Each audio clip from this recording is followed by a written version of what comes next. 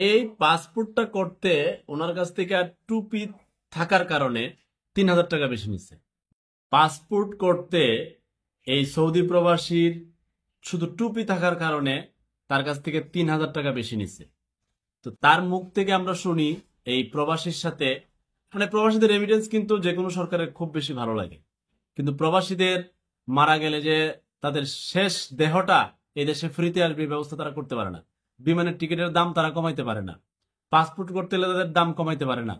এই সিন্ডিকেট এবং দালাল বাণিজ্য থেকে তাদেরকে মুক্তি দিতে পারে না।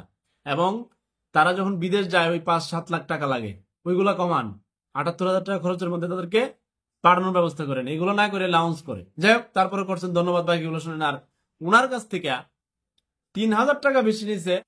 আমি একজন সৌদি প্রবাসী।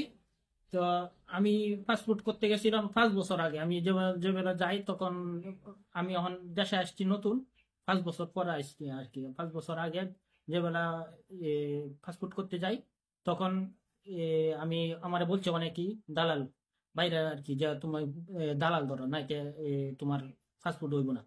আমি তখন দালাল ধরি নাই, আচ্ছা, তারপর বলতেছে যে তাইলে তুমি করতে পারবা না। আমি কই দেখি আমি করতে পারি কিনা। হুম, তারপর আমি পাসপোর্টের সব জমা দিলাম, হুম, কাগজপত্র আমি নিজে নিজে করে জমা দিলাম। হুম, দিলে পরে যেদিন আনতে যাবো আর কি, হুম। নিয়ে আসতে যাবো, আচ্ছা, তখন যে ভিতরে যাইলাম, ও যেই যেই লোক লাইন ধরে কারা পাসপোর্ট লওয়ার, হুম। ওই লোক বলতেছে তোমার এটার মধ্যে পাসপোর্টের ইয়ার মধ্যে সমস্যা আছে। কি আমি সমস্যা? কইছি, কি সমস্যা? হ্যাঁ, তো বলতেছে যে তোমার এটার মধ্যে ছবি, যে পাসপোর্টের ছবির মধ্যে ইয়াও টুফি মাতাতে লাগে, আচ্ছা, এটা সমস্যা। টুপির সমস্যা। হ্যাঁ, টু- টুফি কে লাগিয়ে দেওয়া, এটা লাগে সমস্যা। বুঝেন, মুসলিম কান্ট্রি টুপি মাথাত কেড়ে এটা তার সমস্যা। হ্যাঁ, আচ্ছা, সমস্যার সমাধান কিভাবে? তো, আমি কই এখন কি করবো তাইলে? ও, এই এই এই ছবি কি পাল্টানি যাবো না? আমি বলছি এই ছবি কি পাল্টানি আরেকটা নতুন লাগানি যাবো না? না না, এটা দেওয়া হয়েছে তো দেওয়া হয়ে গেছে, হুম, আর পরে সমাধানটা কিভাবে করছে? পাল্টানি যাবো না। হুম, তা আমি পরে দেখো না পাল্টানি যাবো না। পরে আমি কই তা কি করলে হইব? পরে দেখো না না, এটা হইব না, তোমার এটা এবার নতুন হয়ে পাসপোর্ট করতে হইব আমার বলতেছে। হুম, মানে না, আমি কই এটা এটা এবার পাসপোর্ট আমি অতদিন ঘুরছি, হুম। দৌড়াদৌড়ি করছি, এত দৌড়াদৌড়ি করে করলাম, তখন হইব না কেন? পরে দেওয়া আরেকজনে কইতাছে এই কিছু টিয়ার লাগে এও করতেছে, হুম। ওই এইসব বলতেছে যে কত টাকা দিচ্ছেন? পরে দিয়ে বলতেছে যে আমি কই যে তাইলে আমি কিছু টিয়া দিই, হাজার টিয়া দিই, তা দেয়া দিন। হুম। তো না না হইব না। কোথায় কত লাগবো? ৩,০০০ বলছে। ৩,০০০। ৩,০০০, হ্যাঁ, ৩,০০০, ১ টাকাও কম নেই নাই। আচ্ছা, বুঝেন, এই যে এই পাসপোর্টটা করতে ওনার কাছ থেকে আর টুপি থাকার কারণে ৩,০০০ টাকা বেশি নিচ্ছে।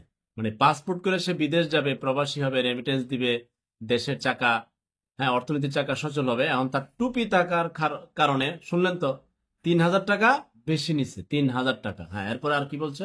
পরে দিয়ে বলতেছে যে ১ টাকাও কম হইব না, যদি হুম, হয় তাহলে নিয়ে আসেন। পরে দিয়ে আমি আবার বাড়ি গেছি, গিয়া নিয়ে আসছি। আসলে পরে দেখ আবার ক্যামেরাও আছে, হুম।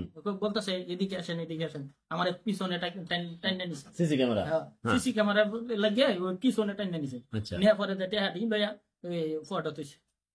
এরপরে মানে আর সমস্যা শেষ। সহজে সমস্যা শেষ। মানে এই টুপির সমস্যা বোঝেন, মানে বাজাইছে বাজায়া আলগাবাতিটা খাইছে মাওয়ার পতাইতে। হ্যাঁ, তো প্রবাসীদের সাথে এত ধাপে ধাপে তাদের সাথে অন্যায় করা হয়। আর এদের রেমিটেন্স পাওয়ার জন্য সব বেড়াইন আগ্রহে পড়ে, যে কোনো সরকার আসো ভালোবাসি তোমার, আই লাভ ইউ, রেমিটেন্স দেওয়ার সময় মাওয়ার পতাইন সব হারামি। প্রবাসীদের সাথে যে পরিমাণ অন্যায় আচরণ করে এদের রেমিটেন্স পাওয়ার লাগি, পাওয়ার সময় তো মন থাকে না। তো শুনলেন তো, ব্যবস্থা করেন আসিফ নজরুল স্যার, ইউনুস স্যার, যদি আপনাদের আমলে ওনার এই ৩,০০০ টাকা নেয় না, এটা ৫ বছর আগের ঘটনা না, হ্যাঁ হ্যাঁ, তাহলে তারপরেও আপনাদের এই আমলে যে সব চলতেছে না একটু? এখনো চলতেছে, এখনো চলতেছে? এমনও চলে। তো ওই আমার ভাই যে পাসপোর্ট করছে হ্যাঁ, কিছুদিন আগে, হ্যাঁ। পাসপোর্ট করছে তো ও ওরে কন্ট্যাক্ট করে নিছে গা টাকা, কন্ট্যাক্ট করে বানায় দিবি। অতিরিক্ত কত নিচ্ছে? অতিরিক্ত নিছে ও, ইয়াও ৯,৫০০ টাকা নিছে। পাসপোর্ট তো ৫,৫০০ টাকা। পাসপোর্ট তো ৫,৫০০, ও কন্ট্যাক্ট করে যে দালাল ধরে নেওয়ার লাগে না, এটা এটা কি হইব না। এই সরকারের আমলে? ওই যে কয় ২ মাস হইব, ২ মাস হইব। চলতেছে চলতেছে, সব জায়গায় আলগাবাতির খেলা চলতেছে। থামান একটু, আল্লাহ হাফেজ।